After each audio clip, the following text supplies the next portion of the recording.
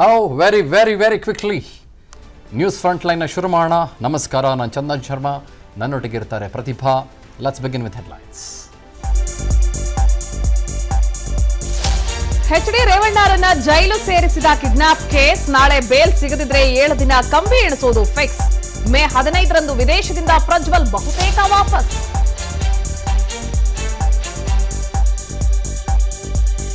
Pen drive ಬಗ್ಗೆ DK HDK ನಡುವೆ ನಿಲ್ತಾ ಇಲ್ಲ ಟಾಕ್ ವಾರ್. ಬ್ಲಾಕ್ ಮೇಲರ್ ಎಂದ ಡಿಸಿಎಂ ದಳಪತಿ ಕೌಂಟರ್. ನನ್ನನ್ನು ಬಂಧಿಸಲು ಷಡ್ಯಂತ್ರ ನಡೆದಿತ್ತು ಅಂತ ಸಿಎಂ ವಿರುದ್ಧವೂ ಟಕ್ಕರ್.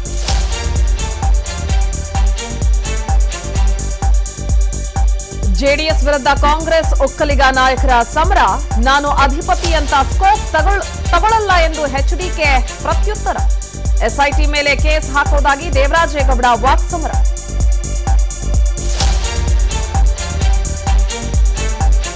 ಬಣ್ಣದ ಮೇಲೆ ಭಾರತೀಯರನ್ನ ವಿಂಗಡಿಸಿ ಕೈ ಕಲಿ ಅಬ್ಬರ. ದೇಶದ ಜನರಿಗೆ ಕಾಂಗ್ರೆಸ್ಸಿಂದ ಅವಮಾನ ಅಂತ ನಮೋ ವಾಗ್ದಾಳಿ. ಅಂಬಾನಿ ಅದಾನಿ ಬಗ್ಗೆ ರಾಹುಲ್ ಮೌನವೇಕೆ ಅಂತ ಮೋದಿಗೆ. ಪ್ರಚೋದನಕಾರಿ ವಿಡಿಯೋ ಸಂಬಂಧ ನಡ್ಡಾ ಮಾಳವಿಯಾಗೆ ನೋಟಿಸ್. ಕೆಟ್ಟ ಮೇಲೆ ಭಾರತದ ಮುಂದೆ ಮಂಡಿಯೂರಿದ ಮಾಲ್ಡೀವ್ಸ್. ಸೈಡ್ ಎಫೆಕ್ಟ್ ಹಿನ್ನೆಲೆ ಆಸ್ಟ್ರಾಜೆನಿಕಾದಿಂದ ಕೋವಿಡ್ ಶೀಲ್ಡ್ ವಾಪಸ್.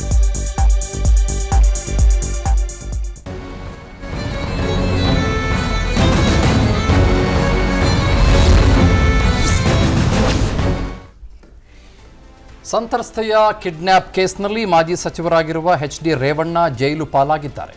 ಎಸ್ಐಟಿ ಕಸ್ಟಡಿ ಅವಧಿ ಅಂತ್ಯವಾದ ಹಿನ್ನೆಲೆ ರೇವಣ್ಣ ಅವರನ್ನು ಬೆಂಗಳೂರಿನ 17ನೇ ಎಸಿಎಂಎಂ ಕೋರ್ಟ್ಗೆ ಹಾಜರುಪಡಿಸಲಾಗಿತ್ತು. ಈ ಸಂದರ್ಭದಲ್ಲಿ ವಾದ ಪ್ರತಿವಾದವನ್ನು ಆಲಿಸಿದ ನ್ಯಾಯಾಧೀಶರು 7 ದಿನಗಳ ಕಾಲ ನ್ಯಾಯಾಂಗ ಬಂಧನಕ್ಕೆ ಕೊಟ್ಟು ಆದೇಶವನ್ನು ಮಾಡಿದರು. ಪರಪ್ಪನ ಅಗ್ರಹಾರ ಕೇಂದ್ರ ಕಾರಾಗೃಹಕ್ಕೆ ರೇವಣ್ಣ ಅವರನ್ನ ಶಿಫ್ಟ್ ಮಾಡಲಾಗಿತ್ತು. ಪ್ರತಿ ವಿಚಾರದಲ್ಲೂ ಜ್ಯೋತಿಷ್ಯ ನಂಬುವ ರೇವಣ್ಣ ಅಮಾವಾಸ್ಯೆಯ ದಿನನೇ ಜೈಲು ಪಾಲಾಗಿದ್ದಾರೆ. ಹಾಗೆಯೇ ಕೋರ್ಟು 7 ದಿನಗಳ ಕಾಲ ನ್ಯಾಯಾಂಗ ಬಂಧನಕ್ಕೆ ಆದೇಶಿಸಿದ ಬಳಿಕ ಕೋರ್ಟ್ ಹಾಲಿಂದ ಹೊರಬರುವಾಗ ರೇವಣ್ಣ ಕಣ್ಣೀರು ಹಾಕಿದ್ದಾರೆ. ವಿಚಾರಣೆ ಆರಂಭ ಆಗ್ತಾ ಇದ್ದಂಗೆ ರೇವಣ್ಣ ಅವರನ್ನ ಕಸ್ಟಡಿಗೆ ಕೊಡುವಂತೆ ಎಸ್ಐಟಿ ಅಧಿಕಾರಿಗಳು ಮನವಿಯನ್ನು ಮಾಡಿಕೊಂಡ್ರು. ಈ ಸಂದರ್ಭದಲ್ಲಿ ನ್ಯಾಯಾಧೀಶರು ಪೊಲೀಸರಿಂದ ನಿಮಗೇನಾದರೂ ತೊಂದರೆ ಆಗ್ತಾ ಇದೆಯಾ ಅಂತ ರೇವಣ್ಣ ಅವರನ್ನ ಪ್ರಶ್ನೆ ಮಾಡಿದ್ರು. ಅದಕ್ಕೆ ಉತ್ತರ ಕೊಟ್ಟಂತ ರೇವಣ್ಣ, ಈ ಪ್ರಕರಣ ದಾಖಲಾಗಿದ್ದು ನನಗೆ ಗೊತ್ತೇ ಇಲ್ಲ, ನನಗೆ ಕೇಳಿದ್ದನ್ನು ನಾನು ಹೇಳಿದ್ದೇನೆ, ಎಲ್ಲ ವಿಚಾರಣೆ ಮುಗಿದಿದೆ ಅಂತ ನಿನ್ನೆ ತನಿಖಾಧಿಕಾರಿ ನನಗೆ ಹೇಳಿದ್ರು. ಆದರೆ ಇವತ್ತು ಮತ್ತೆ ವಿಚಾರಣೆ ಮಾಡಬೇಕು ಅಂತಾರೆ. ದುರುದ್ದೇಶಪೂರಿತವಾಗಿ ಎಲ್ಲ ಮಾಡ್ತಾ ಇದ್ದಾರೆ ಅಂತ ಆರೋಪ ಮಾಡಿದರು. ವಾದ ಪ್ರತಿವಾದವನ್ನು ಆಲಿಸಿದ ನ್ಯಾಯಮೂರ್ತಿಗಳು ಮೇ 14ರವರೆಗೆ ರೇವಣ್ಣರನ್ನ ನ್ಯಾಯಾಂಗ ಬಂಧನಕ್ಕೆ ಒಪ್ಪಿಸಿ ಆದೇಶವನ್ನು ಹೊರಡಿಸಿದ್ದಾರೆ. ಹಾಗೆಯೇ ಜನಪ್ರತಿನಿಧಿಗಳ ವಿಶೇಷ ಕೋರ್ಟಲ್ಲಿ ನಾಳೆ ರೇವಣ್ಣ ಅವರ ಜಾಮೀನು ಅರ್ಜಿ ವಿಚಾರಣೆ ನಡೆಯಲಿದ್ದು, ಜಾಮೀನು ಸಿಕ್ಕರೆ ರೇವಣ್ಣ ಹೊರಗಡೆ ಬರಬಹುದು.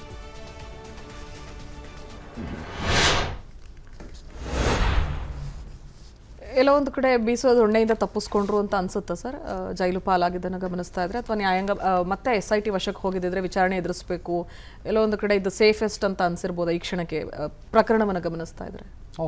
Definitely not. ಜೈಲು ಪಾಲಾಗೋದು ಅನ್ನೋದು ಯಾವುದಾದ್ರೂ ರಾಜಕಾರಣಿ ಮಾತ್ರ ಅಲ್ಲ, any man for the matter of fact. ಅದು ಭಾಳ ದೊಡ್ಡ ಹೊಡೆತ, ಇಡೀ ಲೈಫ್ಗೊಂದು ಕಪ್ಪು ಚುಕ್ಕೆ ಆಗಿಬಿಡುತ್ತೆ ಜೈಲು ಪಾಲು ಅಂತ ಅನ್ನೋದು.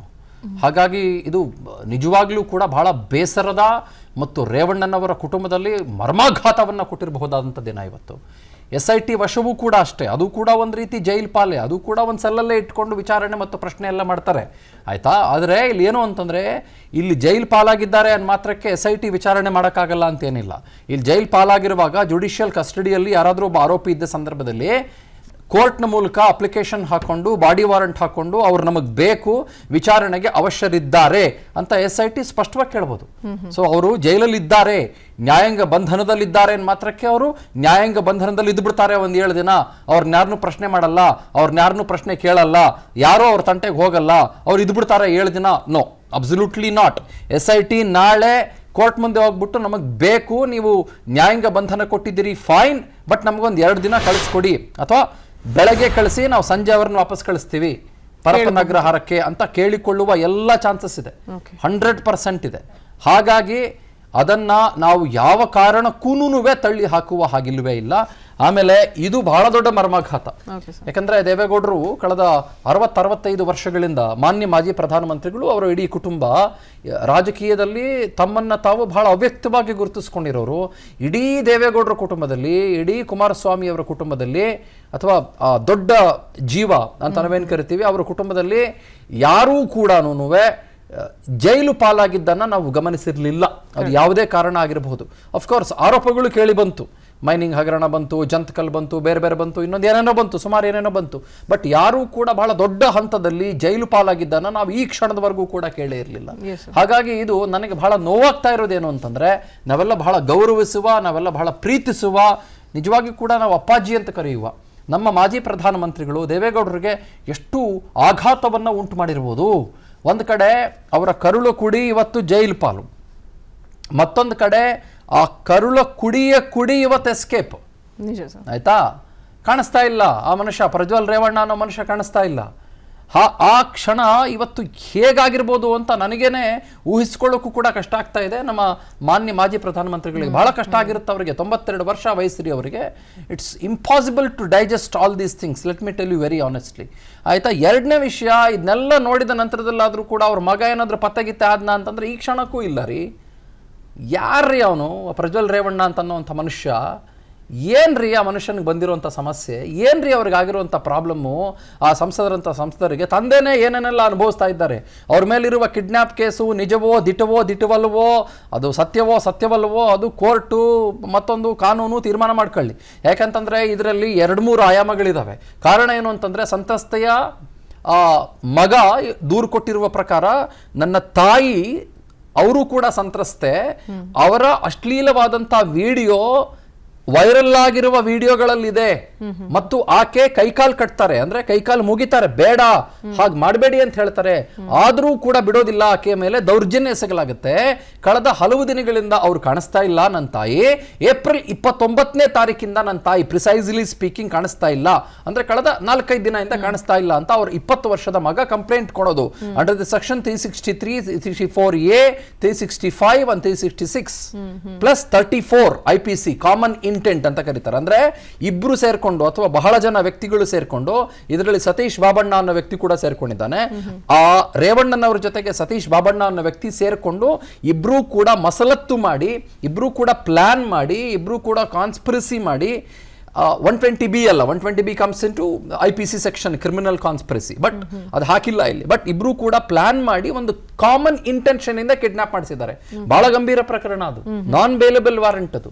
ಸೊ ಇಂಥ ಸಂದರ್ಭದಲ್ಲಿ ಕೂಡ ನನ್ನ ತಂದೆಗೆ ಬಹಳ ದೊಡ್ಡ ಎಲಿಜಿಬಿಲಿಟಿ ಗ್ರೌಂಡ್ಸ್ ಇಲ್ಲ, ಬೇಲ್ ಸಿಗ್ಲಿಕ್ಕಿಲ್ಲ ಅವರಿಗೆ ಅನ್ನುವ ಒಂದು ಸ್ಪಷ್ಟವಾದಂಥ ಕಾರಣ ಇದ್ರೂ ಕೂಡ ಆ ಮನುಷ್ಯ ಬರಲಿಲ್ಲ ಅಂತಂದ್ರೆ ನನಗಿನ್ನೂ ಬಹಳ ಬೇಜಾರು ಅನ್ಸುತ್ತೆ. ಇದ್ರ ಜೊತೆಗೆ ಇನ್ನೊಂದು ಆಯಾಮನೂ ಇದೆ. ಏನು, ಇವತ್ತು ರೇವಣ್ಣನವರ ಪರ ವಕೀಲರು ಒಂದಿಷ್ಟು ಮಾತುಗಳನ್ನು ಹೇಳಿದ್ರು. ಅವರು ಕಿಡ್ನಾಪ್ ಆಗಿಲ್ಲ, ಆ ಹೆಣ್ಣು ಮಗಳು ಬೈಕ್ ಹತ್ಕೊಂಡು ಅವರೇ ಅವ್ರ ತವರ ಮನೆಗೋ ಅವರ ಸಂಬಂಧಿಕರ ಮನೆಗೋ ಎಲ್ಲೋ ಹೋಗಿದ್ದಾರೆ. ಇದು ಕಿಡ್ನಾಪ್ ಅಂತ ಬಣ್ಣಿಸೋದಕ್ಕೆ, ಕಿಡ್ನಾಪ್ ಅಂತ ಬಿಂಬಿಸೋದಕ್ಕೆ ಗ್ರೌಂಡ್ಸೇ ಇಲ್ಲ. ಹೇಗೆ ಹೇಳ್ತೀರಿ ಇದು ಕಿಡ್ನಾಪ್ ಅಂತ ಅಂತಂದ್ರು. ಅದರ ಜೊತೆಗೆ ಇನ್ನೊಂದಿಷ್ಟ ಆಯ್ತು. ಇಲ್ಲಿ ಏನಾಯ್ತು ಇವತ್ತು ಇಡೀ ಪ್ರಕರಣದಲ್ಲಿ, ನಿನ್ನೆ ರೇವಣ್ಣ ಅವರಿಗೆ ಒಂದು ಸ್ವಲ್ಪ ಸಮಸ್ಯೆ ಕಾಣಿಸ್ಕೊಂಡಿತ್ತು ಅಂತ ಹೇಳಲಾಗ್ತಾ ಇತ್ತು. ಅವರಿಗೆ ಅಸಿಡಿಟಿ ಆಗಿತ್ತು, ಗ್ಯಾಸ್ಟ್ರೈಟಿಸ್ ಆಗಿತ್ತು. ಒಬ್ಬ ಗ್ಯಾಸ್ಟ್ರೋ ಎಂಟಾಲಜಿಸ್ಟ್ನ ಭೇಟಿ ಮಾಡಿದ್ರು. ಆಮೇಲೆ ದಿವ್ಯ ಪ್ರಕಾಶ್ ಅಂತ ಅವರು ನಮ್ಮ ವಿಕ್ಟೋರಿಯಾ ಆಸ್ಪತ್ರೆಯ PMSSY ಬಿಲ್ಡಿಂಗ್ ಅಂತ ಇದೆ, ಪ್ರಧಾನಮಂತ್ರಿ ಸ್ವಾಸ್ಥ್ಯ ಸೇವಾ ಯೋಜನಾ ಅಂತ ಒಂದು ಬಿಲ್ಡಿಂಗ್ ಇದೆ. ಅದರಲ್ಲಿ ಅವರು ಹಾರ್ಟ್ ಸ್ಪೆಷಲಿಸ್ಟ್ ಆಗಿದ್ದಾರೆ, ಕಾರ್ಡಿಯಾಲಜಿಸ್ಟ್ ಆಗಿದ್ದಾರೆ. ಅವ್ರನ್ನು ಕೂಡ ಭೇಟಿ ಮಾಡಿದ್ರು. ಅವರಿಗೆ ECG ಮಾಡಿದ್ರು. ಅದಾದ ನಂತರದಲ್ಲಿ ಎಕೋ ಟೆಸ್ಟ್ ಅಂತಂದ್ರೆ ಆಲ್ಮೋಸ್ಟ್ ಲೈಕ್ ಹೃದಯದ ಒಂದು ಸ್ಕ್ಯಾನಿಂಗ್ ಅಂತ ಕರೀತಾರೆ, ಅದನ್ನು ಕೂಡ ಮಾಡಿದ್ರು. ಆಮೇಲೆ ಇವತ್ತು ಕೂಡ ಮಾತಾಡುವಾಗ ಹೆಲ್ತ್ ಗ್ರೌಂಡ್ಸ್ ಮಾತಾಡಿದ್ರು. ಹೆಲ್ತ್ ಗ್ರೌಂಡ್ಸ್ನ ಮೇಲೆ ಜಾಮೀನು ಪಡ್ಕೊಳ್ಬೋದು ಅನ್ನೋ ರೀತಿಯಲ್ಲೋ, ಅಥವಾ ಹೆಲ್ತ್ ಗ್ರೌಂಡ್ಸ್ ಮೇಲೆ ನಾನು ಒಂದು 2-3 ದಿನ SITಯಲ್ಲಿ ಇದ್ದು ಪರವಾಗಿಲ್ಲ ಜಾಮೀನು ಪಡ್ಕೊಳ್ಳೋಣ ಅಂತನೋ ಪ್ಲಾನ್ ಮಾಡ್ಕೊಂಡಿದ್ರು. ಬಟ್ ಈಗ ಜೈಲು ಪಾಲಾಗ್ಬಿಟ್ಟಿರೋದು ಬಹಳ ದೊಡ್ಡ ಹೊಡೆತ. ನಿಮಗೆ ಒಬ್ಬ ಮನುಷ್ಯನ ಆತ್ಮಸ್ಥೈರ್ಯವನ್ನೇ ಕುಗ್ಗಿಸ್ಬಿಡುತ್ತೀರಿ. ಜೈಲು ಪಾಲು ಅಂತಂದ್ರೆ ನಿಮಗೆ ಹಣಪಟ್ಟಿ ಆಗ್ಬಿಡುತ್ತೆ. ಅದು ವಿಚಾರಣಾಧೀನ ಖೈದಿ ಅಂತಂದ್ರೆ ಅವ್ರಿಗೂ ನಂಬರ್ ಕೊಡ್ತಾರೆ, ಅವ್ರಿಗೆ ಈಗ ನಂಬರ್ ಹಾಕ್ತಾರೆ, 4576 ಅದೇನೋ ನಂಬರ್ ಕೊಟ್ಟಿದ್ದಾರೆ ಇವಾಗ, ನನಗೆ ಗೊತ್ತಿಲ್ಲ ಅದೇನು ನಂಬರು ಅಂತಾನೋ. It's impossible. ಅವರಿಗೆ VIP ಸೆಲ್ ಕೊಡ್ಬೋದು, ಅವ್ರಿಗೆ ಸಪ್ರೇಟ್ ಟ್ರೀಟ್ಮೆಂಟ್ ಕೊಡ್ಬೋದು, ಮತ್ತೊಂದು ಕೊಡ್ಬೋದು, ಅವ್ರಿಗೆ ಬೇಕಾದ ಊಟ ಕೊಡ್ಬೋದು, ಅವ್ರಿಗೆ ಆರೋಗ್ಯ ಸರಿಗಿಲ್ಲ ಅಂದ್ರೆ ಮನೆಯಿಂದ ಊಟ ತರಿಸ್ಕೊಳ್ಳಿ ಅನ್ಬೋದು, ಮಾತ್ರೆ ಕೊಡ್ಬೋದು, ಮತ್ತೊಂದು ಕೊಡ್ಬೋದು, ಬೇರೆ ಏನೇನೋ ಕೊಡ್ಬೋದು, ಅವರಿಗೆ ಸಮಸ್ಯೆ ಇಲ್ಲ. ಬಟ್ ನೀವು ಜೈಲು ಪಾಲು ಅಂತ ದೇಶಾದ್ಯಂತ, ರಾಷ್ಟ್ರಾದ್ಯಂತ, ವಿಶ್ವದಾದ್ಯಂತ ಒಬ್ಬ ಶಾಸಕರು 25 ವರ್ಷಗಳ ಕಾಲ ಆರು ಸಲ ಸತತವಾಗಿ ಆಯ್ಕೆಯಾಗಿ ಬಂದಂಥ ಶಾಸಕರು ಜೈಲ್ಗೆ ಹೋದ್ರು ಕಂಬಿ ಹಿಂದೆ. Is A greatest disaster. Exactly sir. It's A greatest disaster. 4 ದಿನ ಇದಕ್ಕಿಂತ ಮುಂಚೆ ಅವ್ರನ್ನ ಪ್ರಶ್ನೆಗಳ ಮೇಲೆ ಪ್ರಶ್ನೆ ಕೇಳಿದ್ದಾರೆ. ಬಟ್ ಅವ್ರು ಅದಕ್ಕೆ ಉತ್ತರ ಕೊಡ್ಲಿಲ್ವೋ ನನಗೆ ಗೊತ್ತಿಲ್ಲ, ನಿಮಗೆ ಗೊತ್ತಿಲ್ಲ. ಯಾಕಂದ್ರೆ ನಾನು ಯಾರೂ ಅಲ್ಲ ಅದನ್ನು ಡಿಸೈಡ್ ಮಾಡಬೇಕು ಇಲ್ಲಿ ಕೂತ್ಕೊಂಡು. ಆಯ್ತಾ, I don't know about it because ಅದು SIT ಮಾಡಿರುವ ಭಾಳ ಸೀಕ್ರೆಟ್ ಆಗಿ ಮಾಡಿರುವಂಥ ಇನ್ವೆಸ್ಟಿಗೇಷನ್. ಬಟ್ ನನಗೆ ಭಾಳ ಬೇಜಾರಾಗ್ತಿರೋದು ಏನು ಅಂತಂದರೆ, ಈ ಪ್ರಜ್ವಲ್ ರೇವಣ್ಣ ಮನುಷ್ಯ ಬರಲಿಲ್ವಲ್ಲ. ಅದೇ ಸರ್. ಅಪ್ಪ ಇಷ್ಟೆಲ್ಲ ಕಷ್ಟಪಡ್ತಾ ಇದ್ದಾರೆ. ಆ ಪ್ರಜ್ವಲ್ ರೇವಣ್ಣನ ಮೇಲೆ ಇನ್ನೂ ಗಂಭೀರವಾದಂಥ ಪ್ರಕರಣ ಇದೆ. 376 ಕ್ಲಾಸ್ 2 ಕ್ಲಾಸ್ N. ಏನು ಒಬ್ಬ ಸರ್ಕಾರದಲ್ಲಿ ಹುದ್ದೆಯಲ್ಲಿರುವಂಥ ಒಬ್ಬ ವ್ಯಕ್ತಿ ನಿರಂತರವಾಗಿ ಅತ್ಯಾಚಾರ ಮಾಡಿರೋದು 376 ಕ್ಲಾಸ್ 2 ಕ್ಲಾಸ್ N ಆ ಮನುಷ್ಯನ ಮೇಲಿದೆ. ಆಮೇಲೆ 354 ಅಂದರೆ ಔಟ್ರೇಜ್ ಆಫ್ ವಿಮೆನ್ ಮಾಡೆಸ್ಟಿ ಆ ಮನುಷ್ಯನ ಮೇಲಿದೆ. ಅದು bailable but still serious offence. 354A ಇದೆ. 354A ಅಂತಂದರೆ ನಗ್ನ ಚಿತ್ರಗಳನ್ನು ಕಳಿಸುವಂಥ ಬೆದರಿಸೋದು, ಹೆದರಿಕೆ ಹಾಕೋದು. 354B ಕಳಿಸಿಲ್ಲ ಅಂದರೆ ಹಂಗೆ ಮಾಡ್ತೀನಿ ಹಿಂಗೆ ಮಾಡ್ತೀನಿ ಅಂತ ಬೆದರಿಸೋದು. ಅದರ ಜೊತೆಗೆ ಇಲ್ಲಿ IT ಆ್ಯಕ್ಟ್ ಕೂಡ ಬರುತ್ತೆ. IT ಆ್ಯಕ್ಟ್ನಲ್ಲಿ ನಿಮಗೆ ಮೊಬೈಲ್ ಫೋನ್ ಬಳಸಿರೋದು, ಇಚ್ಛೆಗೆ ವಿರುದ್ಧ ಚಿತ್ರೀಕರಣ ನಡೆಸಿರೋದು, ಅಶ್ಲೀಲವಾದಂಥ ವಿಡಿಯೋಗಳನ್ನು, ಹೆಣ್ಣುಮಕ್ಕಳ ಮಾನವನ್ನು ತೇಜೋವಧೆ ಮಾಡಿರೋದು ಮತ್ತು ಅದನ್ನು ಹಾಗೆ ಶೇಖರಣೆ ಮಾಡಿ ಇಟ್ಕೊಂಡಿದ್ದು ಒರಿಜಿನಲ್ ಡಿವೈಸ್ನಲ್ಲಿ, ಇದೆಲ್ಲನೂ ಭಾಳ ಭಾಳ ಭಾಳ ಗಂಭೀರವಾದಂಥ ಪ್ರಕರಣಗಳಾಗುತ್ತೆ. ಇಷ್ಟೆಲ್ಲ ಇದ್ದರೂ ಕೂಡ ಏನು ಸಮಸ್ಯೆ, ಏನು ಪ್ರಶ್ನೆ ನನಗೆ ಅರ್ಥ ಆಗ್ತಾ ಇಲ್ಲ. ಮನುಷ್ಯ ಓಡಾಡ್ಕೊಂಡಿದ್ದಾನೆ, ಬರ್ತಾ ಇಲ್ಲ. ಇಲ್ಲಿ 3 ವಿಷಯಗಳನ್ನು ಹೇಳ್ಬಿಡ್ತೇನೆ, ಮುಂದಕ್ಕೆ ಹೋಗೋಣ ನಾವು. ಏನು ಅಂತಂದರೆ, ಈಗ ಪ್ರಜ್ವಲ್ ರೇವಣ್ಣನ ವಿರುದ್ಧ ಬ್ಲೂ ಕಾರ್ನರ್ ನೋಟಿಸ್ ಜಾರಿಯಾಗಿದೆ. ಆತ ಜರ್ಮನಿಗೆ ಹೋಗಿದ್ದಂತೂ ದಿಟ, ಅದು ಸ್ಪಷ್ಟ. ಜರ್ಮನಿಯಲ್ಲಿ ಆತ ಇದ್ದ ಸಂದರ್ಭದಲ್ಲೇ ಬ್ಲೂ ಕಾರ್ನರ್ ನೋಟಿಸ್ ಜಾರಿ ಆಗಿದ್ದ ಪಕ್ಷದಲ್ಲಿ ಆತ ಬೇರೆ ಇನ್ನೆಲ್ಲೂ ಹೋಗ್ಲಿಕ್ಕೆ ಸಾಧ್ಯ ಆಗೋದಿಲ್ಲ. ಪಕ್ಕದ ಯಾವ ರಾಷ್ಟ್ರಕ್ಕೂ ಹೋಗೋದಕ್ಕೆ ಸಾಧ್ಯ ಆಗೋದಿಲ್ಲ. ಇನ್ಫ್ಯಾಕ್ಟ್ ಯಾವ ಪಕ್ಕದ ರಾಜ್ಯಕ್ಕೂ ಹೋಗ್ಲಿಕ್ಕೆ ಸಾಧ್ಯ ಆಗೋದಿಲ್ಲ. ಯಾಕಂತಂದ್ರೆ he will be locked in a particular territory. ಅದು ಬ್ಲೂ ಕಾರ್ನರ್ ನೋಟಿಸ್ ಅಥವಾ ರೆಡ್ ಕಾರ್ನರ್, ಯಾವ್ದಾದ್ರು ಕಾರ್ನರ್, ಸುಮಾರು ಕಾರ್ನರ್ಗಳು ನೋಟಿಸ್ಗಳಿದಾವೆ ಕಲರ್ಗಳದ್ದು. ಅಂದರೆ ಆತ ಇನ್ನೊಂದು ದೇಶಕ್ಕೆ ಪ್ರಯಾಣ ಬೆಳೆಸೋದಕ್ಕೆ ಪ್ರಯತ್ನ ಪಡ್ತಾನೆ ಅಂತಂದ್ರೆ ಪಟ್ ಅಂತ ಗೊತ್ತಾಗುತ್ತೆ ಇಂಟರ್ಪೋಲ್ಗೆ. ಇಂಟರ್ಪೋಲ್ ಮಾಹಿತಿಯನ್ನು ಕೊಡುತ್ತೆ.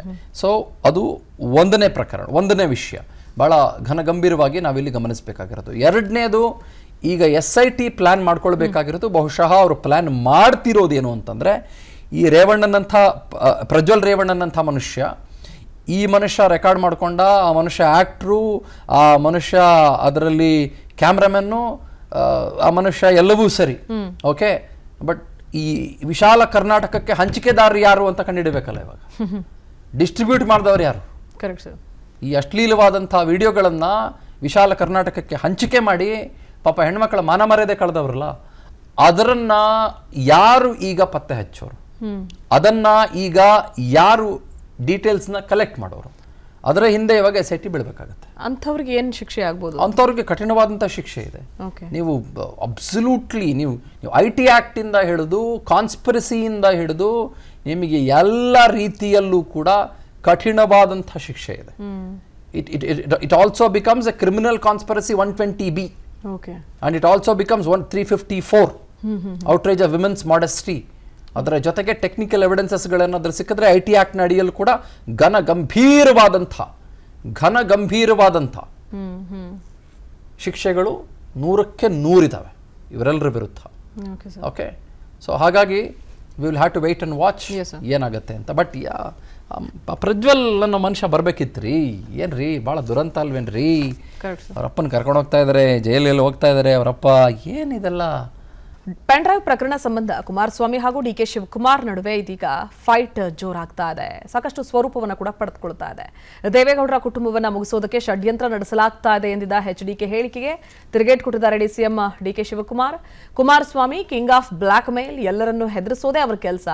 ರಾಜಕಾರಣಿಗಳು, ಅಧಿಕಾರಿಗಳು ಹೀಗೆ ಒಬ್ಬೊಬ್ಬರನ್ನೇ ಮುಗಿಸ್ಕೊಂಡು ಬರ್ತಿದ್ದಾರೆ ಅಂತ ಕಿಡಿಕಾರಿದ್ರು. ಇನ್ನು DKಶಿ ಬ್ಲಾಕ್ ಮೇಲ್ ಹೇಳಿಕೆಗೆ ಕುಮಾರಸ್ವಾಮಿ ರಿಯಾಕ್ಟ್ ಮಾಡಿದ್ದಾರೆ. ನಾನು ಬ್ಲಾಕ್ ಮೇಲ್ ಜೀವನ ಮಾಡಿಲ್ಲ, ಹಿಂದೇನೂ ಮಾಡಿಲ್ಲ, ಮುಂದೇನೂ ಮಾಡಲ್ಲ ಅಂತ ಹೇಳಿದ್ರು. ನಾನು ಬ್ಲಾಕ್ ಮೇಲ್ ಮಾಡಿದ ಪ್ರಕರಣ ಇದ್ರೆ ತೋರಿಸಿ ಅಂತ DKಶಿಗೆ ಸವಾಲ್ ಹಾಕಿದ್ದಾರೆ.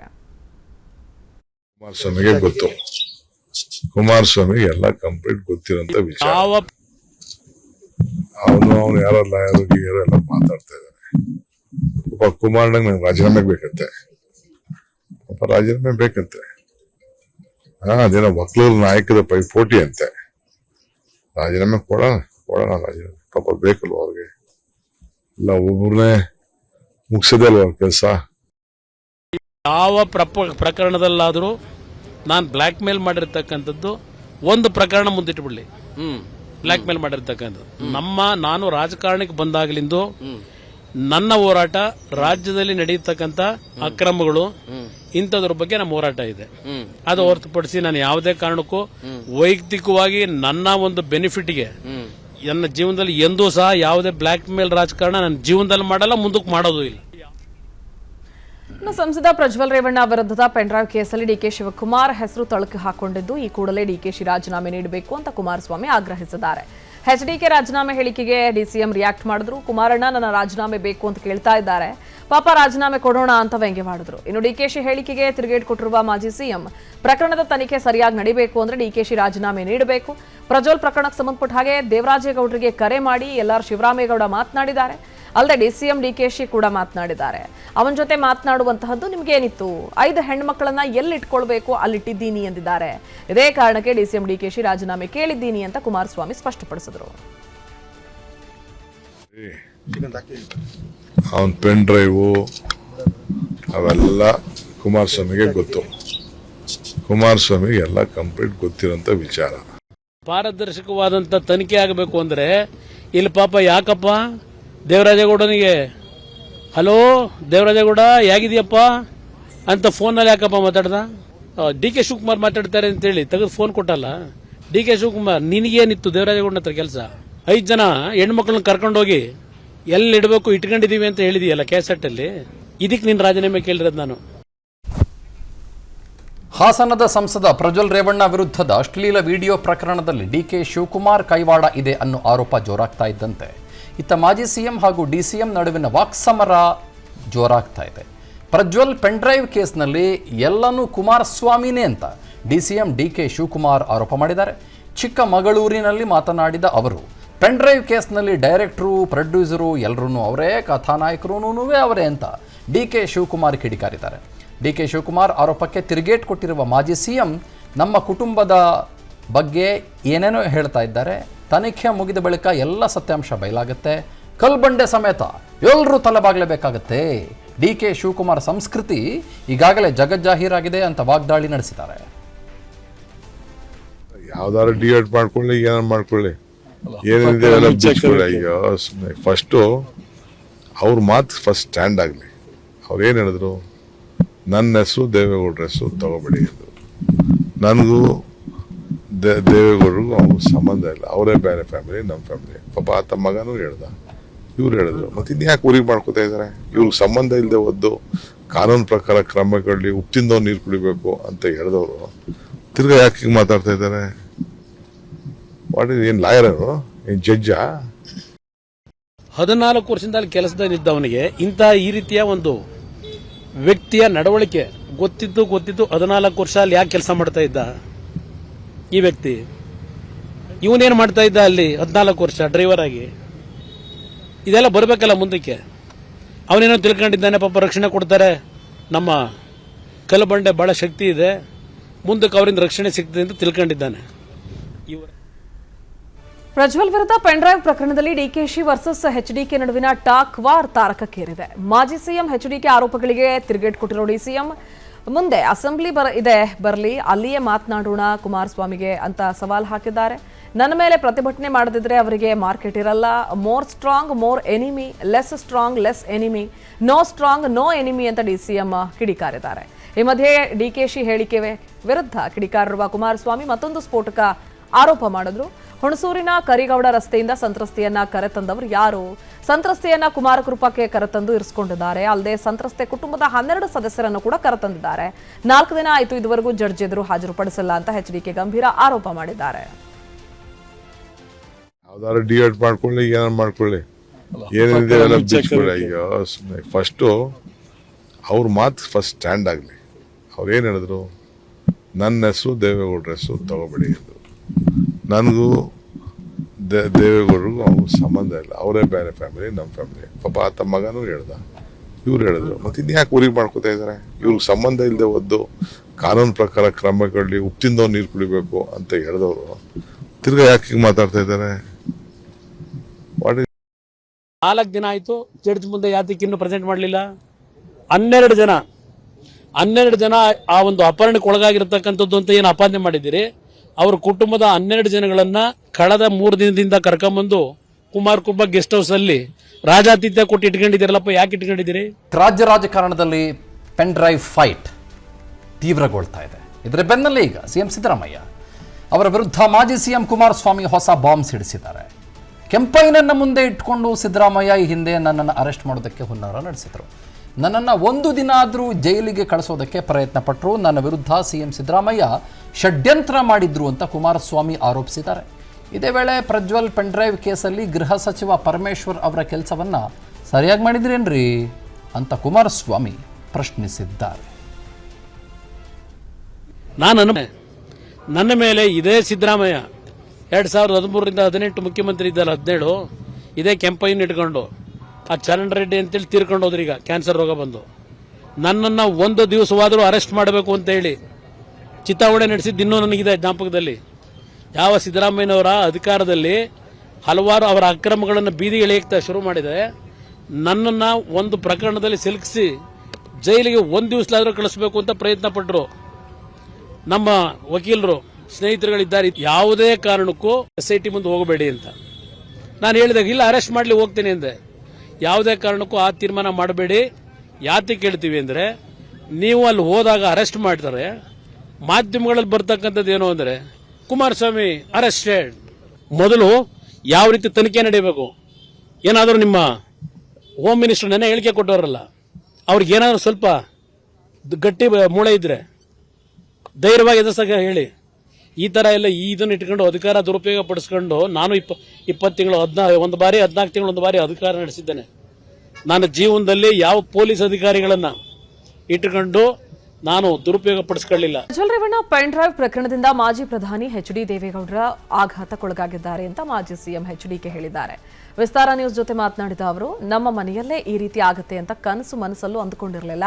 ಈ ಘಟನೆಯಿಂದ ದೇವೇಗೌಡರು ಜರ್ಜರಿತರಾಗಿರೋದು ನಿಜ. ನಾವು ಪ್ರತಿನಿತ್ಯ ದೇವೇಗೌಡರಿಗೆ ಧೈರ್ಯ ತುಂಬುತ್ತಿದ್ದೀವಿ ಅಂತ ಹೇಳಿದ್ದಾರೆ. ಅವರ ಆರೋಗ್ಯದ ಅವರ ವಯಸ್ಸಿನ ಒಂದು ಹಿನ್ನೆಲೆಯಲ್ಲಿ ಈಗಿರ್ತಕ್ಕಂಥ ನಡೆದಿರ್ತಕ್ಕಂಥ ಘಟನೆಗಳು ಆಘಾತಕ್ಕೆ ಒಳಗಾಗಿರ್ತಕ್ಕಂಥದ್ದು ನಿಜ. ಅವರ ಈ ರೀತಿಯ ಒಂದು ಘಟನೆಗಳು ಅವ್ರ ಜೀವನದಲ್ಲಿ, ಅದರಲ್ಲೂ ನಮ್ಮಲ್ಲಿ ಇಂಥ ಒಂದು ಘಟನೆ ನಡೆಯುತ್ತೆ ಅಂತಕ್ಕಂಥದ್ದು ಅವ್ರ ಕನಸು ಮನಸ್ಸಿನಲ್ಲೂ ಎಣಿಸಿದವರಲ್ಲ. ಇಂಥ ಒಂದು ಘಟನೆಯಿಂದ ಜರ್ಜರಿತರಾಗಿರ್ತಕ್ಕಂಥದ್ದು ನಿಜ. ಆದ್ರೆ ನಾವು ಪ್ರತಿನಿತ್ಯ ಅವ್ರಿಗೆ ಹೋಗಿ ಒಂದು ಧೈರ್ಯ ತುಂಬುತ್ತಾ ಇದ್ದೇವೆ. ನಾನು ಅಲ್ಲಿ ಹೋದ್ರೆ ಯಾರನ್ನ ವಕೀಲರನ್ನ ಕರ್ಕೊಂಡು ದೇವೇಗೌಡರ ಜೊತೆ ಸಮಾಲೋಚನೆ ಮಾಡ್ಲಿಕ್ಕೆ ಕುಮಾರಸ್ವಾಮಿ ಹೋಗಿದ್ದಾರೆ ಅಂತ ನಮ್ಮ ಮುಖ್ಯಮಂತ್ರಿಗಳು ಹೇಳ್ತಾರೆ. ನಾವು ತಂದೆ ಉಳಿಸ್ಕೋಬೇಕು, ತಾಯಿ ಉಳಿಸ್ಕೋಬೇಕು ಅಂತೇಳಿ ನಮ್ಮ ಒಂದು ಕನ್ಸರ್ನ್ ಕಳಕಳಿ, ಅದನ್ನು ಸಹ ರಾಜಕೀಯವಾಗಿ ನಮ್ಮ ಮುಖ್ಯಮಂತ್ರಿಗಳು ಬಳಕೆ ಮಾಡ್ಕೊಂಡ್ರೆ ಅವ್ರಿಗಂತೂ ಬಹುಶಃ ಆ ಬಾಂಧವ್ಯ ಅನ್ನೋದು ಇದೆಯೋ ಇಲ್ವೋ ಗೊತ್ತಿಲ್ಲ ಕುಟುಂಬಗಳಲ್ಲಿ. ನಾವಂತೂ ಮೊದ್ಲಿಂದ ನಮ್ಮ ತಾಯಿ ನಮ್ಮ ತಂದೆಯ ನಡವಳಿಕೆ ನೋಡಿ ಬಂದಿರತಕ್ಕಂಥವ್ರು.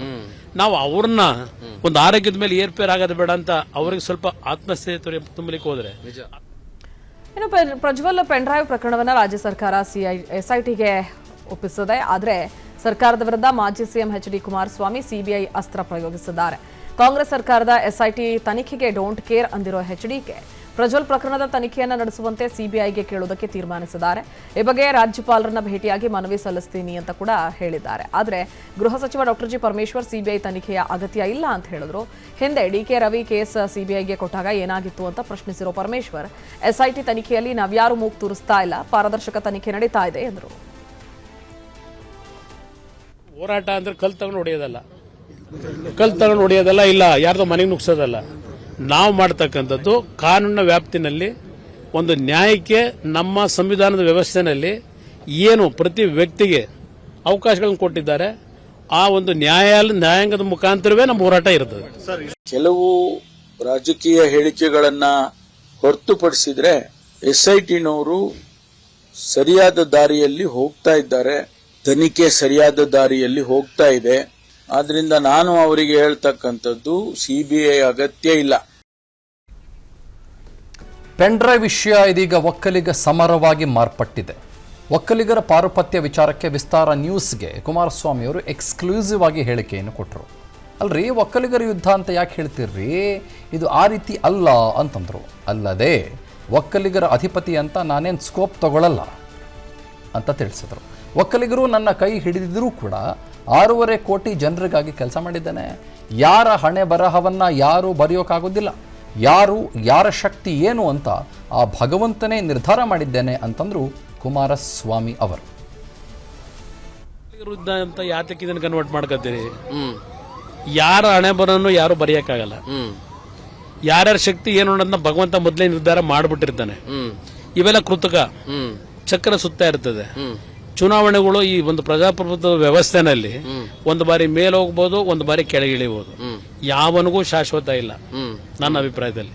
ಇಲ್ಲಿ ನಾನು ಒಕ್ಕಲಿಗರ ರೆಪ್ರೆಸೆಂಟೇಟಿವ್ ಅಂತ ಹೇಳಿ ಸ್ಕೋಪ್ ತಗೋಬೇಕು, ಆ ಶಕ್ತಿ ಬೆಳೆಸ್ಕೋಬೇಕು ಅನ್ನೋದು ನನ್ನಲ್ಲಿ ಇಲ್ಲ. ನನ್ನ ಇವತ್ತೇನಾದ್ರೂ ಈ ಮಟ್ಟಿಗೆ ಬರಬೇಕಾದ್ರೆ ಒಕ್ಕಲಿಗ ಸಮಾಜದವನು ಅಂತಕ್ಕಂಥದ್ದು ನನ್ನ ಸಮಾಜದ ಜನ ಒಂದು ವರ್ಗ ನನ್ನ ಕೈ ಹಿಡಿದಿರಬಹುದು.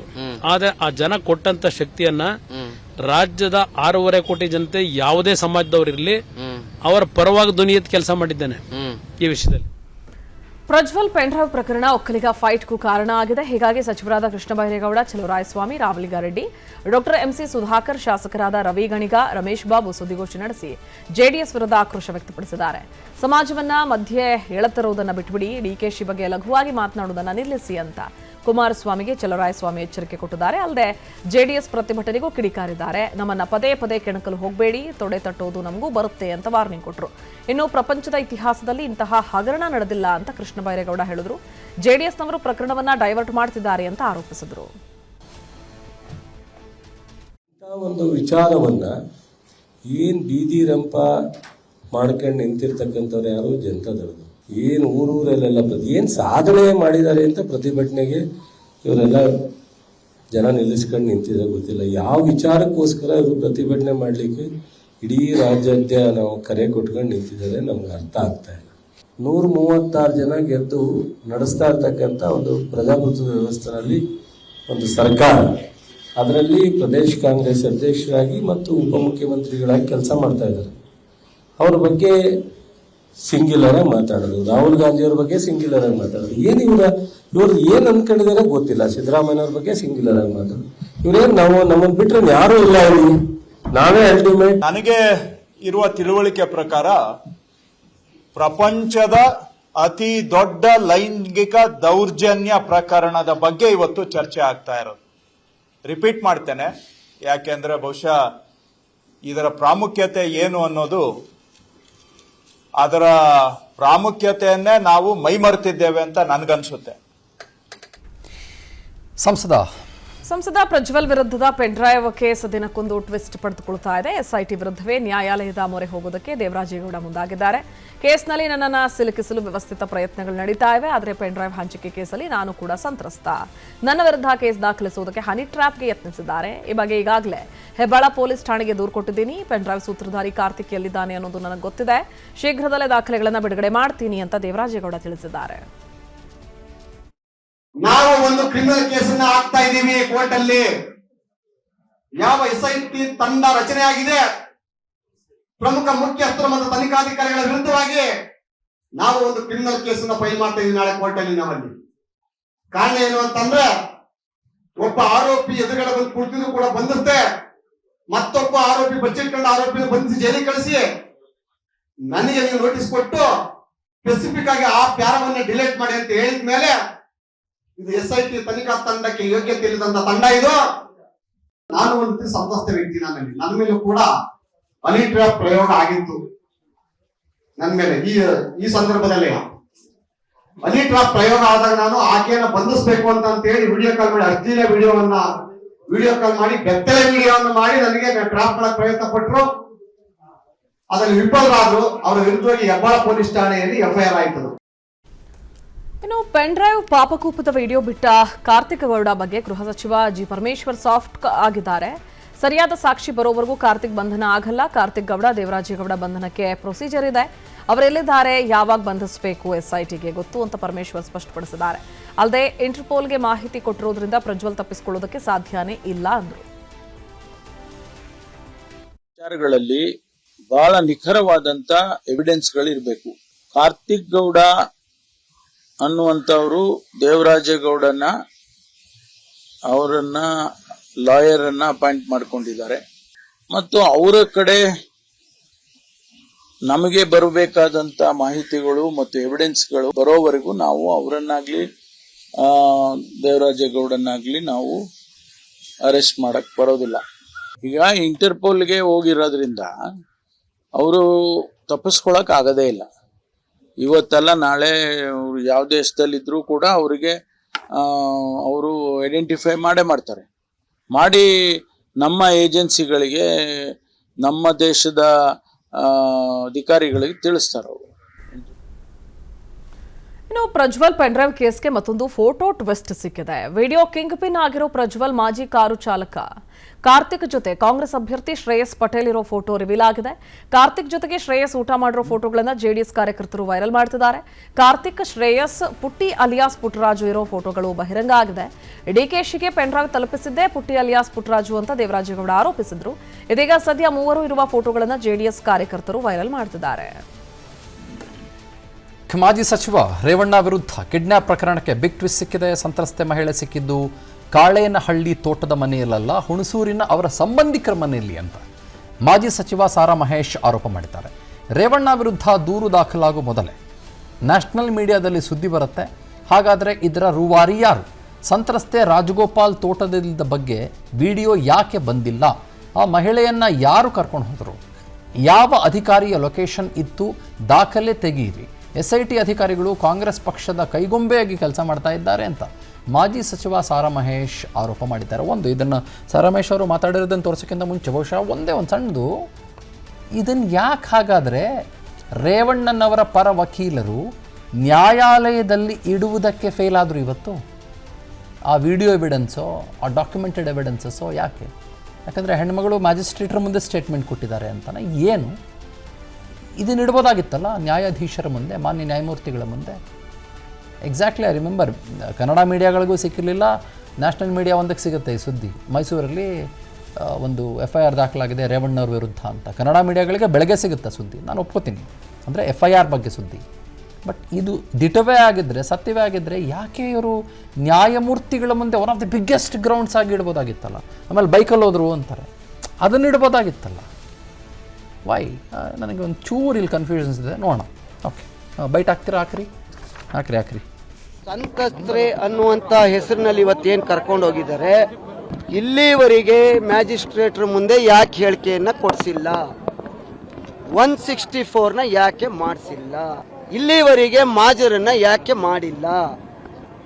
ಇದು ನೇರವಾಗಿ ಕಾಂಗ್ರೆಸ್ನ ಕೆಲವು ಮುಖಂಡರುಗಳು ಹೇಳಿದ ರೀತಿಯಲ್ಲಿ ಕೆಲವು SIT ಅಧಿಕಾರಿಗಳು ಕೆಲಸವನ್ನ ಮಾಡ್ತಾ ಇದ್ದಾರೆ. ಪ್ರಜ್ವಲ್ ಪೆನ್ಡ್ರೈವ್ ವಿಚಾರಕ್ಕೆ ಮಾಜಿ ಸಚಿವ GT ದೇವೇಗೌಡ ಹೊಸ ಬಾಂಬ್ ಸಿಡಿಸಿದ್ದಾರೆ. ಪೆನ್ಡ್ರೈವ್ ಅಂತಾರಾಷ್ಟ್ರೀಯ ಮಟ್ಟದಲ್ಲಿ ನಡೆದಿರೋ ಹಗರಣ. ಬರೋಬ್ಬರಿ 3 ಕೋಟಿ ರೂಪಾಯಿ ಕೊಟ್ಟು ಚೆನ್ನೈನ ಕಂಪನಿಯೊಂದರಲ್ಲಿ ಪೆನ್ಡ್ರೈವ್ ಖರೀದಿಸಿದ್ದಾರೆ. ಬಳಿಕ ಪೆನ್ಡ್ರೈವ್ಗಳನ್ನು ಮಲೇಷಿಯಾಗೆ ತೆಗೆದುಕೊಂಡು ಹೋಗಿ ಅಲ್ಲಿನ ಲ್ಯಾಬೊರೇಟರಿಯಲ್ಲಿ ಕಾಪಿ ಮಾಡಿದ್ದಾರೆ. ಎಲ್ಲ ಪ್ಲಾನ್ ಮಾಡಿಕೊಂಡೇ ಪೆನ್ಡ್ರೈವ್ ಅನ್ನ ರಿಲೀಸ್ ಮಾಡಿದ್ದಾರೆ. ಮಲೇಷಿಯಾ, ಚೆನ್ನೈಗೆ ಹೋಗಿ ತನಿಖೆ ಮಾಡೋದಕ್ಕೆ SITಗೆ ಸಾಧ್ಯ ಇಲ್ಲ. ಹೀಗಾಗಿ CBI ತನಿಖೆಯೊಂದೇ ಇದಕ್ಕೆ ಸೂಕ್ತ ಮಾರ್ಗ. ರಾಜ್ಯ ಸರ್ಕಾರ ಈ ಪ್ರಕರಣವನ್ನು CBI ತನಿಖೆಗೆ ವಹಿಸಬೇಕು. CBIಗೆ ಕೊಡದಿದ್ರೆ ನಾವು ಸುಪ್ರೀಂ ಕೋರ್ಟ್ ಮೊರೆ ಹೋಗ್ತೀವಿ ಅಂತ GTD ಎಚ್ಚರಿಕೆ ರವಾನಿಸಿದ್ದಾರೆ. ಕರ್ನಾಟಕ ಸರ್ಕಾರ ಕೂಡಲೇ ಇದನ್ನ CBIಗೆ ಒಪ್ಪಿಸಬೇಕು ಅಂತಕ್ಕಂಥ ಆಗ್ರಹವನ್ನ ಮಾಡ್ತಾ ಇದ್ದೇವೆ. CBIಗೆ ನೀವು ಒಪ್ಪಿಸ್ತಾ ಇದ್ರೆ ನಮಗೆ ಗೊತ್ತಿದೆ, ನ್ಯಾಯಾಲಯ ಇದಾವೆ. ನಾವು ಸಂತ್ರಸ್ತೆಯರಿಗೋಸ್ಕರ, ಅವ್ರ ರಕ್ಷಣೆಗೋಸ್ಕರ CBIಗೆ ತನಿಖೆ ಮಾಡುವ ಮೂಲಕ ಸಂತ್ರಸ್ತೆಯರಿಗೆ ರಕ್ಷಣೆ ಸಿಗಲೇಬೇಕು, ನ್ಯಾಯ ದೊರಕಲೇಬೇಕು.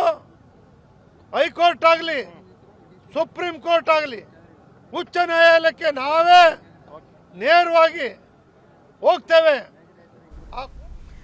ಸಂಸದ ಪ್ರಜ್ವಲ್ ರೇವಣ್ಣ ವಿರುದ್ಧ ಪೆನ್ಡ್ರೈವ್ ಪ್ರಕರಣದ ಹಿಂದಿರೋ mastermind DCM DK Shivakumar ಅಂತ ಮಾಜಿ ಸಚಿವ CP ಯೋಗೇಶ್ವರ್ ಗಂಭೀರ ಆರೋಪ ಮಾಡಿದ್ದಾರೆ. ದೇವೇಗೌಡರು ಹಾಗೂ ಕುಮಾರಸ್ವಾಮಿ ತೇಜೋವಧೆ ಮಾಡೋದಕ್ಕೆ DK ಬ್ರದರ್ಸ್ ಮುಂದಾಗಿದ್ದಾರೆ. ದೇವೇಗೌಡರನ್ನ ರಾಜಕೀಯವಾಗಿ ಮುಗಿಸಲು ಈ ಕೃತ್ಯ ಮಾಡಿದ್ದಾರೆ. ಬಾಲ್ಯದಲ್ಲಿ ಮಾಡ್ತಿದ್ದ ಕೆಲಸವನ್ನೇ ಈಗಲೂ DK ಬ್ರದರ್ಸ್ ಮುಂದುವರೆಸಿದ್ದಾರೆ ಅಂತ CP ಯೋಗೇಶ್ವರ್ ಹೇಳಿದ್ದಾರೆ.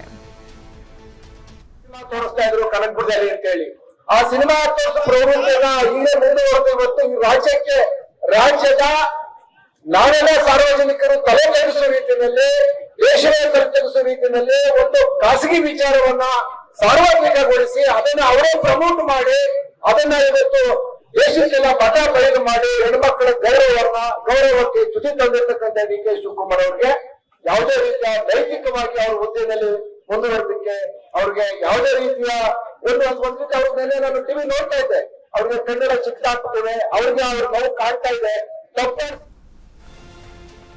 ಇನ್ನು ಪ್ರಜ್ವಲ್ ಪೆನ್ಡ್ರೈವ್ ಪ್ರಕರಣದಲ್ಲಿ ಡಿಸಿಎಂ ಡಿಕೆ ಶಿವಕುಮಾರ್ ಕೈವಾಡ ಇದೆ ಅಂತ ಮಾಜಿ ಸಿಎಂ ಕುಮಾರಸ್ವಾಮಿ ಆರೋಪ ಮಾಡಿದ ಬೆನ್ನಲ್ಲೇ ಡಿಕೆಶಿ ವಿರುದ್ಧ ಜೆಡಿಎಸ್ ಕಾರ್ಯಕರ್ತರು ಸಿಡಿದೆದ್ದಿದ್ರು. ಡಿಕೆ ಶಿವಕುಮಾರ್ ರಾಜೀನಾಮೆ ಆಗ್ರಹಿಸಿ ರಾಜ್ಯಾದ್ಯಂತ ಜೆಡಿಎಸ್ ಕಾರ್ಯಕರ್ತರು ಪ್ರೊಟೆಸ್ಟ್ ನಡೆಸಿದ್ರು. ಮೈಸೂರಿನ ಹಳೆ ಡೇರಿ ಸರ್ಕಲ್ನಿಂದ ಡಿಸಿ ಕಚೇರಿವರೆಗೂ ಮಾಜಿ ಸಚಿವ ಸಾರಾ ಮಹೇಶ್ ಹಾಗೂ ಜಿಟಿ ದೇವೇಗೌಡ ನೇತೃತ್ವದಲ್ಲಿ ಜೆಡಿಎಸ್ ಕಾರ್ಯಕರ್ತರು ರ್ಯಾಲಿ ನಡೆಸಿದ್ದಾರೆ. ಇತ್ತ ಮಾಜಿ ಶಾಸಕ ಸುರೇಶ್ ಗೌಡ ನೇತೃತ್ವದಲ್ಲಿ ನಾಗಮಂಗಲ ಪೊಲೀಸ್ ಠಾಣೆಗೆ ಬೀಗ ಹಾಕಿದ ಕಾರ್ಯಕರ್ತರು ಆಕ್ರೋಶ ವ್ಯಕ್ತಪಡಿಸಿದರು. ಇನ್ನು ರಾಮನಗರದಲ್ಲಿ ಡಿಕೆಶಿ ಭಾವಚಿತ್ರಕ್ಕೆ ಬೆಂಕಿ ಹಚ್ಚಿ ಜೆಡಿಎಸ್ ಕಾರ್ಯಕರ್ತರು ಆಕ್ರೋಶ ವ್ಯಕ್ತಪಡಿಸಿದ್ದಾರೆ. ಇದೀಗ ದೇಶದ ಸುದ್ದಿಗಳನ್ನು ನೋಡೋಣ ಕ್ವಿಕ್ ಆಗಿ. ಬಿಜೆಪಿ ರಾಷ್ಟ್ರೀಯ ಅಧ್ಯಕ್ಷ ಜೆಪಿ ನಡ್ಡಾ ಮತ್ತು ಬಿಜೆಪಿ ಐಟಿ ಸೆಲ್ನ ಮುಖ್ಯಸ್ಥ ಅಮಿತ್ ಮಾಳವಿಯಾಗೆ ಬೆಂಗಳೂರಿನ ಪೊಲೀಸರು ನೋಟಿಸ್ ಕೊಟ್ಟಿದ್ದಾರೆ. ಸಾಮಾಜಿಕ ಜಾಲತಾಣಗಳಲ್ಲಿ ಎಸ್ಸಿ ಎಸ್ಟಿ ಬಗ್ಗೆ ಅವಹೇಳನಕಾರಿಯಾದ ವಿಡಿಯೋ ಶೇರ್ ಮಾಡಿದ ಹಿನ್ನೆಲೆ 1 ವಾರದೊಳಗೆ ವಿಚಾರಣೆಗೆ ಹಾಜರಾಗಲು ಸೂಚಿಸಲಾಗಿದೆ. ದೇಶದಲ್ಲಿ 3ನೇ ಹಂತದ ಚುನಾವಣೆ ನಂತರ ಇಂಡಿ ಕೂಟದ 3ನೇ ಫ್ಯೂಸ್ ಆಫ್ ಆಗುತ್ತೆ ಅಂತ ಪ್ರಧಾನಮಂತ್ರಿ ಮೋದಿ ಹೇಳಿದ್ದಾರೆ. ಜನರ ಆಶೀರ್ವಾದದಿಂದ ಎನ್ಡಿಎ ಗೆಲ್ಲುತ್ತೆ ಅಂತ ವಿಶ್ವಾಸ ವ್ಯಕ್ತಪಡಿಸಿದ್ದಾರೆ. ಇವಿಎಂ ತಿರುಚಲು 2.5 ಕೋಟಿಗೆ ಬೇಡಿಕೆ ಇಟ್ಟಿದ್ದ ಯೋಧನನ್ನ ಮಹಾರಾಷ್ಟ್ರದಲ್ಲಿ ಬಂಧಿಸಲಾಗಿದೆ. ಛತ್ರಪತಿ ಸಂಭಾಜಿ ನಗರದಲ್ಲಿ ಇವಿಎಂ ತಿರುಚಿ ನೆರವಾಗುವುದಾಗಿ ಶಿವಸೇನೆ ಮುಖಂಡ ಅಂಬಾದಾಸ್ ದಾನ್ವೆಗೆ ಯೋಧ ಹಣಕ್ಕೆ ಡಿಮ್ಯಾಂಡ್ ಇಟ್ಟಿದ್ದ.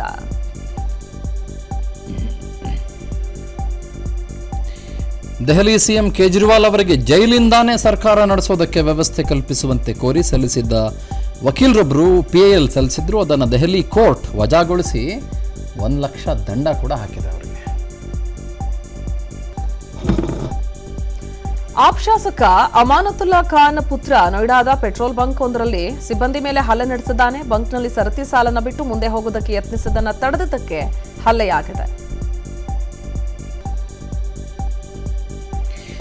ಸಂಧಾನದ ಮೂಲಕ ಐಪಿಎಸ್ ಅಧಿಕಾರಿ ಡಿ ರೂಪಾ ಮತ್ತು ಐಎಎಸ್ ಅಧಿಕಾರಿ ರೋಹಿಣಿ ಸಿಂಧೂರಿ ವಿವಾದವನ್ನು ಬಗೆಹರಿಸಿಕೊಳ್ಳುವಂತೆ ಸುಪ್ರೀಂ ಕೋರ್ಟ್ ಸಲಹೆ ಕೊಟ್ಟಿದೆ. ಒಬ್ಬರ ಮೇಲೆ ಮತ್ತೊಬ್ಬರು ಆರೋಪಗಳನ್ನು ಮಾಡುವುದನ್ನು ಮುಂದುವರಿಸುವುದರ ಬದಲಾಗಿ ಸಂಧಾನ ಮಾಡಿಕೊಳ್ಳಿ ಅಂತ ಹೇಳಿದೆ.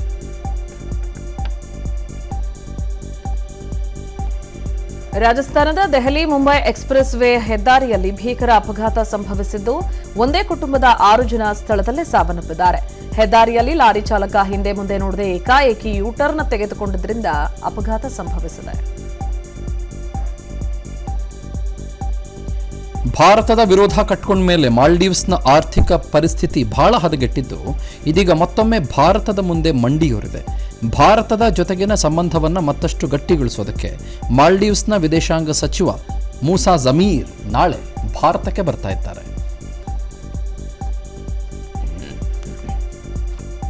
ಕೋವಿಶೀಲ್ಡ್ ಲಸಿಕೆಯಿಂದ ಸೈಡ್ ಎಫೆಕ್ಟ್ ಉಂಟಾಗ್ತಾ ಇದೆ ಅನ್ನೋದನ್ನ ಕಂಪನಿ ಒಪ್ಪಿಕೊಂಡ ಬೆನ್ನಲ್ಲೇ ಇದೀಗ ಜಾಗತಿಕವಾಗಿ ಲಸಿಕೆ ಹಿಂಪಡಿತೀವಿ ಅಂತ ಆಸ್ಟ್ರಾಜೆನಿಕಾ ಘೋಷಿಸಿದೆ. ಭವಿಷ್ಯದಲ್ಲಿ ಯಾವುದೇ ಕೋವಿಡ್ ಲಸಿಕೆ ತಯಾರಿಸೋದಿಲ್ಲ ಅಥವಾ ಪೂರೈಕೆ ಮಾಡೋದಿಲ್ಲ ಅಂತ ಮಾಹಿತಿ ಕೊಟ್ಟಿದೆ. ಭಾರೀ ಪ್ರವಾಹದಿಂದ ಬ್ರೆಜಿಲ್ ತತ್ತರಿಸಿದ್ದು, ಪ್ರವಾಹದಿಂದ ಸಾವನ್ನಪ್ಪಿರುವವರ ಸಂಖ್ಯೆ 90ಕ್ಕೆ ಏರಿಕೆಯಾಗಿದ್ದು ಹಲವರು ನಾಪತ್ತೆಯಾಗಿದ್ದಾರೆ. ಸಾವಿರಾರು ಜನ ಮನೆ ಕಳ್ಕೊಂಡಿದ್ದಾರೆ.